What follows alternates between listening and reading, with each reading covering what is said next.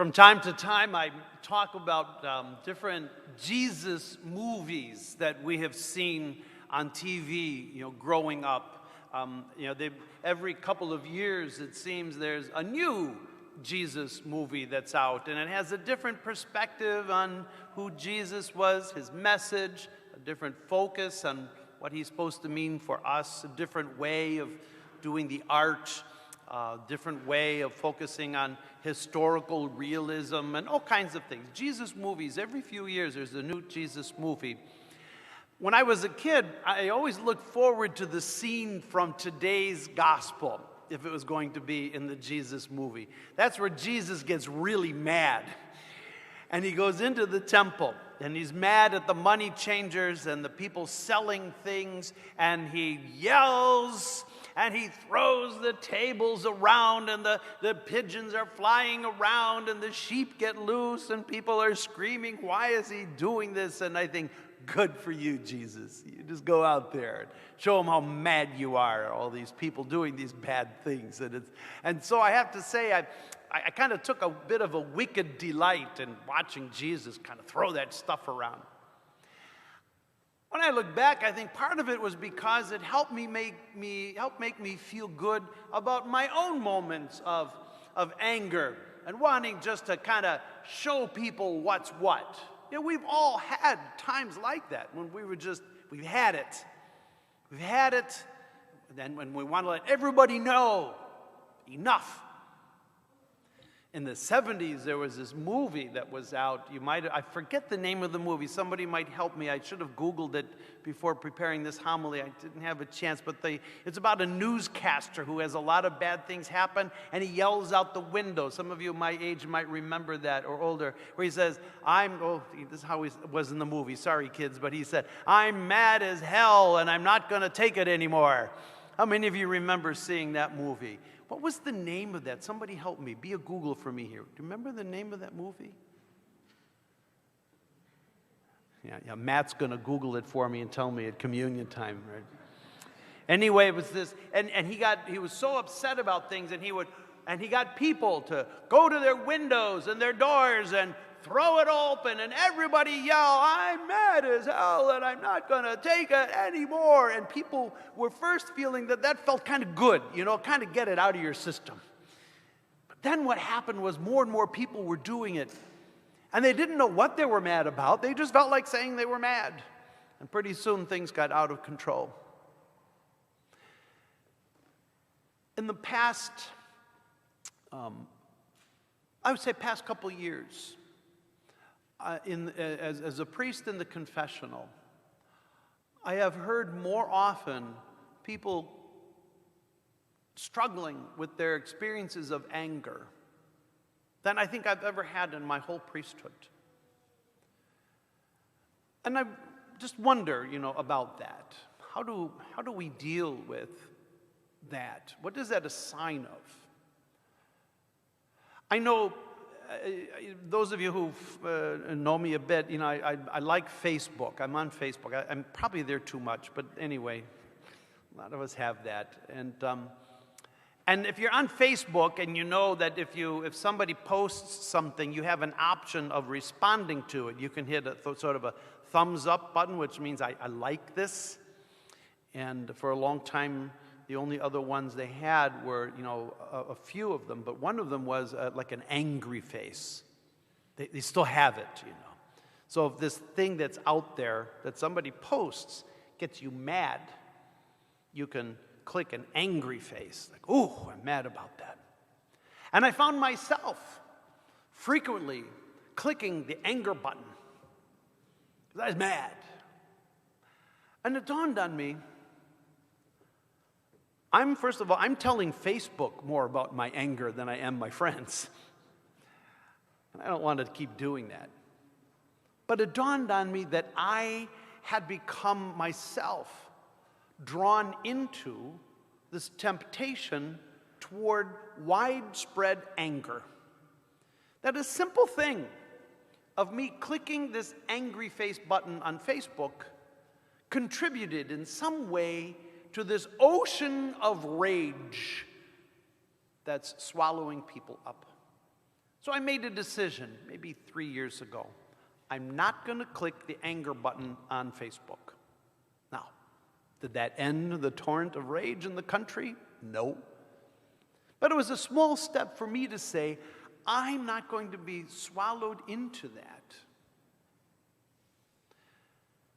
And now we have Jesus clearly upset and throwing the tables over this thing that he encounters in the temple. This gospel has many layers of meaning that to explore in a homily that I have in the past, almost 30 years of my preaching.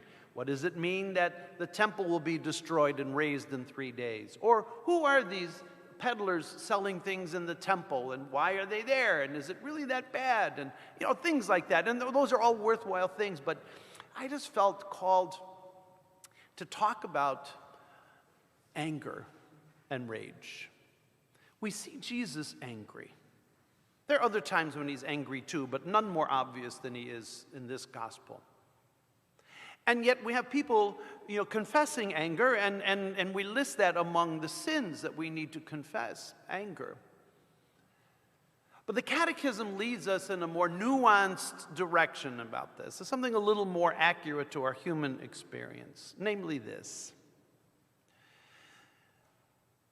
Remember, there were a few weeks ago when I was talking about the difference between guilt and shame. Remember that homily? Maybe 3 weeks ago, something like that. Between guilt and shame. Guilt is a healthy response to things, because guilt lets us know that we've done something wrong. If we do something wrong and we don't feel guilty, something's messed up inside ourselves. Right? We should feel guilty when we do something wrong, but we should not feel shame. Shame gets to one's heart, to one's identity, where you say, who I am is this person. And that's not what the gospel is about. So the difference between guilt and shame. I think there's a similar difference between anger and rage, between anger and fury, between anger and revenge. What is it about anger that makes it different from those other things that we can feel sort of not so bad about anger? Anger, again, it's all right. Anger is the appropriate response to injustice, for example. Something wrong done against another person or against ourselves. And injustice. And if something is done wrong against another person and we don't feel a little anger, we're missing something. Like if you're a kid in school and you see somebody being bullied, even if you don't know how to stop it, you should feel angry that it's happening. That you should, feel angry that there's a situation where one of your friends is being bullied or you're being bullied. You should be angry about that. Injustice. We should, when somebody's being hurt, we should feel angry about that. If we're not angry because somebody is being hurt, then we're missing a part of our soul. If we see somebody in pain inflicted by somebody else and we just walk by untouched by that, we say, where's your heart? You see, anger is appropriate when we are witnessing or maybe even very close to something that is wrong that's done to hurt somebody. Then anger is correct. The problem is when anger becomes rage and fury, because then it takes control of us. It gets into the part of our heart where it doesn't belong. Where it's one thing, I move from being angry about this thing, which I feel is an injustice and a hurt, and becoming so enraged that that's all I can see. That's all I can see. Or when my anger is expressed in a way that is out of proportion to the injustice. So, if I see a classmate getting bullied, I should probably say or do something to try to help the situation. But if I go off and get a club and beat the bloody skull out of the person who's bullying, I've gone too far. My response is way out of proportion to the injustice. I've known people in my life who seem to be otherwise happy people, and yet when they get mad about something small, they absolutely fly off the handle. Every single one of you has known somebody like that. You think, this is out of proportion to the thing that upset you. Yes, it was upsetting, but it didn't deserve this. Or people who every time, all they see is upsetment around them.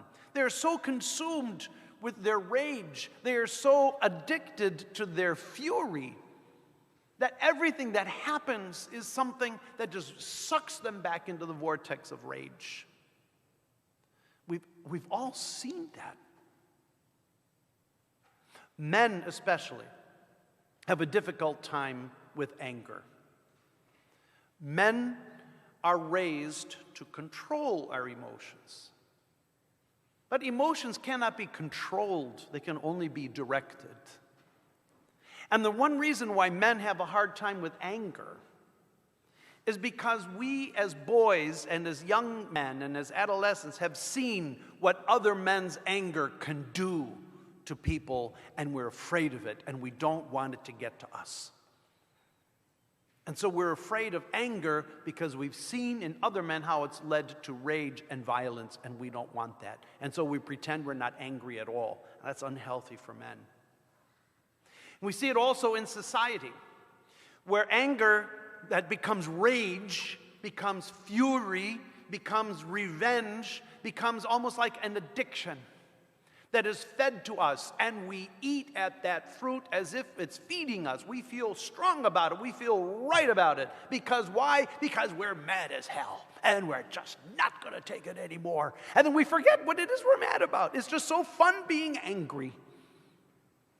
In a weird, sick, and evil way, it's fun to be enraged. Especially if we can point to something that we think, this is why I'm so upset about everything. Look how messed up everything is. Look at all these things people are doing to us. Where does this come from? How do we deal with it? I was sharing with Mercedes on the staff. We were talking about this just the other day, preparing for this homily, kind of road testing my ideas. I think part of where rage gets its fuel is when it's based in something that is untrue. If we are angry about an injustice or a hurt that's given against another person, we have to know, first of all, did this really happen? Is this true? This thing that I'm ready to get angry about, is it based in reality? Did it actually happen? If I'm mad at a kid for bullying somebody, well, did he really bully him or not? I should know these things. I'm not going to go after you or make an intervention if it didn't really happen, and so on, right? So we need to know what is the truth, what is actually going on. When I was pastor of a school pastor of a parish that had a big grade school, the principal would call me sometimes and say, all right, Father, I'm with Mrs. So-and-so, and her son is in trouble again, and she's all angry because she thinks I'm not doing this right. She thinks her son is some kind of angel and wants to go over my head to talk with the pastor. And I said, all right, I'll come on in, see what's going on. And I knew that this little boy was not an angel, and I would say to the mom, all right, now that I've disrupted my day to deal with this situation, I promise you, I will not stop working on this until I'm done. I've stopped doing everything so I can figure out what happened here with your son. But I want to tell you this much. Before I do anything, I am going to discover the truth. I will talk to all the kids I need to, the teachers I need to. If it takes 3 hours, I'm going to do it, but I will find out what happened. And I'm going to step out and give you a few minutes with your son, and you tell him that if there's anything he hasn't told you yet, he better tell you now. Because before you go, I'm going to find out everything. I will know. The first step is what happened. It's amazing how many times that de-escalated the whole thing. Well, Mom, the father's going to find out. What is the truth? And so often the things that push people from righteous anger into rage are things that are based on lies. Things that are based in things that are simply not true. And one of the old ancient names for the devil was called the Prince of Lies. You've heard that phrase before, haven't you? The Prince of Lies. And so the Prince of Lies often will present something that looks kind of like truth, and especially if it's meant to get us worked up. And so we bite that hook, and then we're in it for the long haul. And if it's a lie, it is more likely to lead us to the kind of wrath, revenge-filled rage that begins to poison our own hearts and to turn us into people that we just don't want to be anymore. So we can't use the anger of Jesus as an excuse to be enraged at everybody that seems worthy of our wrath. Can't do that. The anger of Jesus reminds us that it's not an on-off switch, no feelings of anger at all, or complete rage, but rather a righteous anger that looks to see what is the truth of what's happening, the real truth. Is it something that is hurtful to somebody? An injustice, an affront, a physical assault? Is it something that is really hurting somebody? And then my anger needs to lead to something that will transform the situation. Not just out there for the sake of sending out a signal like that angry button on Facebook, but rather anger that will change something. Anger that can be transformative of a person or a situation. So you find out somebody is bullying your classmate, and you find out it's true. So then you need to be angry about that because somebody that you know is being hurt. Then you need to figure out how to turn that anger into something that's going to change the situation, that will help the bullied child and even transform the bully. The anger of Jesus in the temple is very instructive to our day today. I invite you during this Mass and even during the rest of the season of Lent as we approach Holy Week and look at the consequences of unjustified, misdirected, intensified rage as it was directed against God and how it drove his Son to the cross. And he absorbed it so that we wouldn't have to. He took all of the rage, all of the revenge of the entire human race into himself and sent him to the grave. And his Father raised him to new life so that we don't have to be captive to that ever again. And we celebrate that every time we come to this table, where the Lord of heaven and earth unites heaven and earth in one simple sacrament of his body given to us, so that we can have the strength and the food that we need to know truth from falsehood, to distinguish between anger and rage, to be concerned about the hurt inflicted against others as much as we are the hurt against ourselves, and to be people freed from the snare of revenge. This is why we come and hear the word of God spoken to us. It's why we come to the table. It's why we need each other. We need to hear this and experience this. And not just once, but over and over and over again, until we become more and more, not only like the people we ourselves want to be, but more and more like the people God himself calls us to be.